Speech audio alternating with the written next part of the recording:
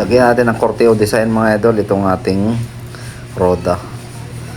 Tapos na din mga idol ang pag-assemble natin. Yan, lagyan na. Meron tayong ginawa mga idol na pattern. Yan, ating isukat para pakortehan na natin ng maayos. Yan, gumawa tayo ng plywood ng pinakang pattern para mas mabilis mga idol tayo makakapagsukat ng pinakang forma ng korte ng roda. Yan. Medyo makunat mga idol kortehan ito at gawa ng ito yung talisay. Yan, kung napansin nyo mga idol, may patong ito, may sapit doon sa ibabaw. Gawa nga ng kapos yung laki ng kahoy ng talisay. Hindi kukuha yung pinakang forma pagka hindi natin sinapian. Okay naman mga idol, hindi naman maano ito nakapakot, naka-epoxy sa dulo. Yan, gulok lang mga idol ang ating ginamit na ng pang korte dito sa roda. Yan, bago natin plinerin.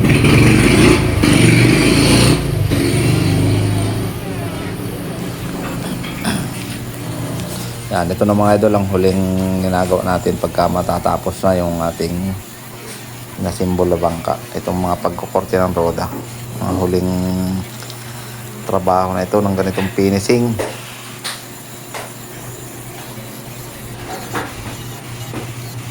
Yan, grinder naman mga idol natin gamitin para mapakinis na natin ng maayos yung roda. Ginagamit natin mga idol na naliha dyan yung pinakamagaspang 36 ang number sa ating paper na bilog na kulay pula na nabibili dyan sa mga hardware. Dito naman tayo mga idol sa huli na tapos na natin yung unahan. Okay na ang korte nun.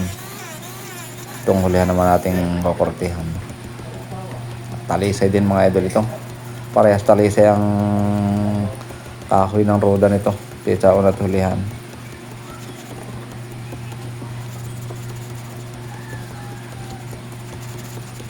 Talagang medyo makunat nga lang labrahin ito mga idol. Kailangan talaga matalas yung ating gulok.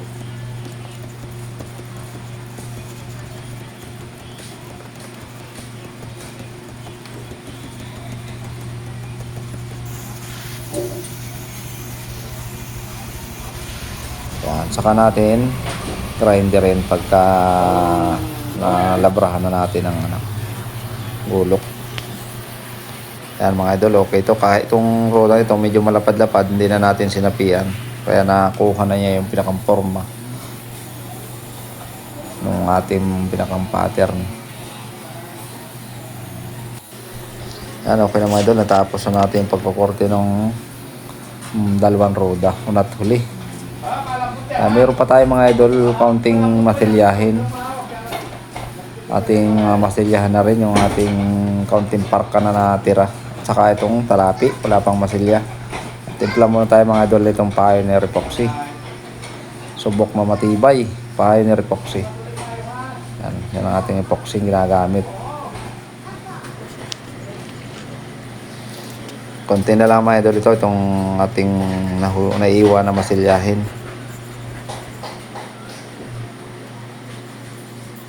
Isang timpla na lang ito.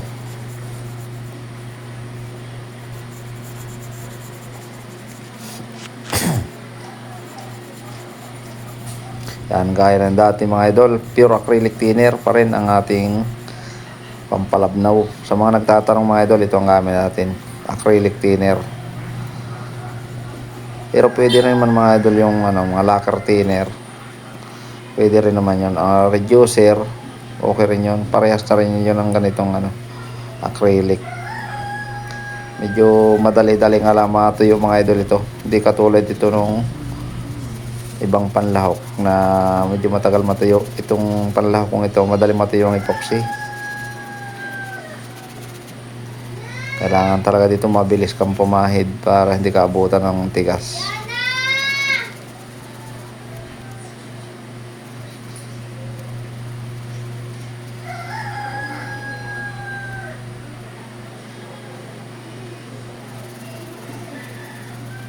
Malapit na idol, ay mga idol matapos. Atarikan na ito doon sa simento na patungan doon ng mga nayayari nating bangka.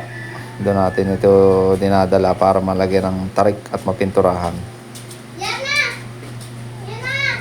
Yan, kompleto ng mga idol ang ano yan, masilya. Nililihan na rin mga idol ang ating kasamahan na tagaliha, si Idol Bernie. Pagtawagin ay butog. Yan ang tagaliha dito sa amin. Napakapulido mga idol magliha niyan. Yan, okay na mga idol ang korte ng ating mga roda. So yun ang mga idol ang masilya nitong bandang huli, kaya nililihan na.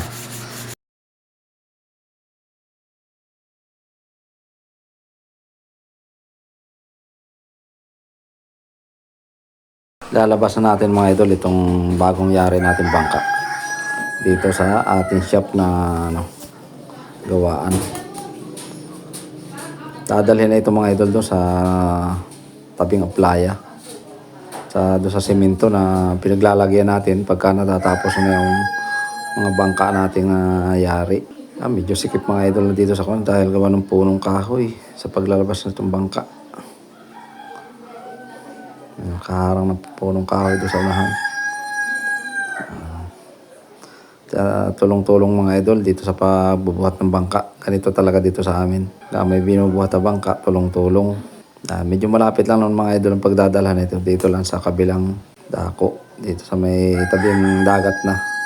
Bali, buhat ng January mga idol, pa-4 na bangka na ito. Itong ating nayari na ito. 3 tibaol at 1 dipaliktik. Yan. Yan ang nayari na natin bangka. Yan. Dito na ito mga idol pipirme, titigil para matarikan at mapinturahan.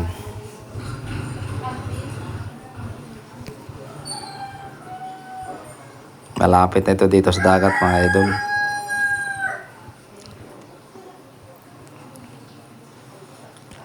Hapon na pero matingkad pa rin ang init ng araw. Ito mga idol ay lalagyan na natin ng tarik.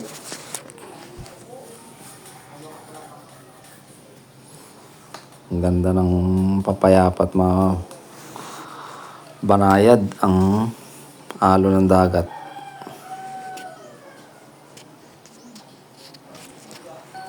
Kita na mga idol ang dagat. Kalmang-kalma ang dagat ngayon.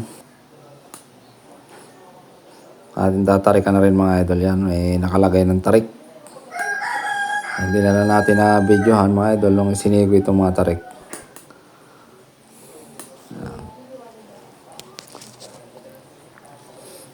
Pagtulungan ng mga magkakasama dito sa ng mga maglalaot. Dito mga idol ay tulong-tulong sa paggagayak ng bangka.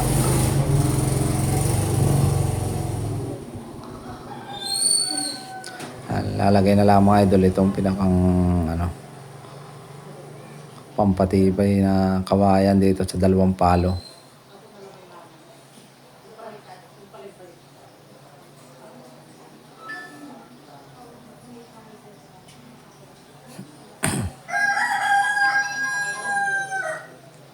Itataliin dyan para pag nilagay ng harsya, matibay na ang tayo ng mga palo.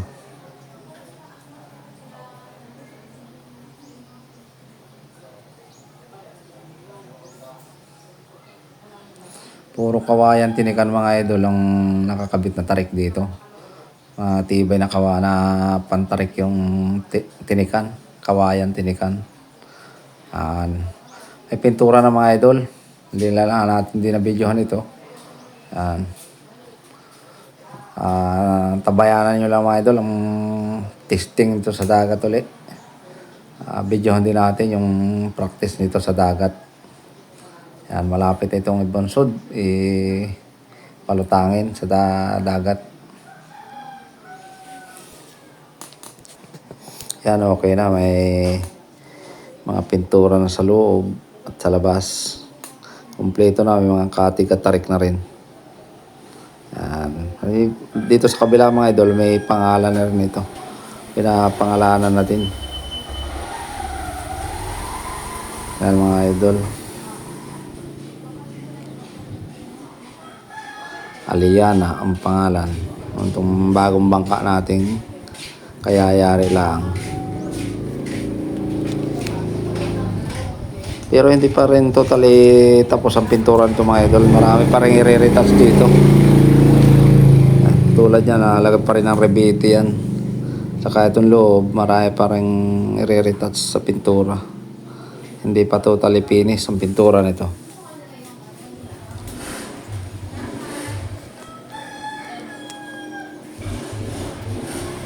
Yan, hanggang dito na lang mga idol itong video ito at maraming salamat sa walang sawa yung pagsuporta sa aking mga ina-upload na mga video. Sa mga solid followers, mga silent viewer, yan, thank you so much po sa inyo lahat mga idol. Hanggang dito lang mga idol, at huwag po sanang kalimutang mag-like at pakishare din po. Yan. Thank you so much po at God bless po sa atin lahat.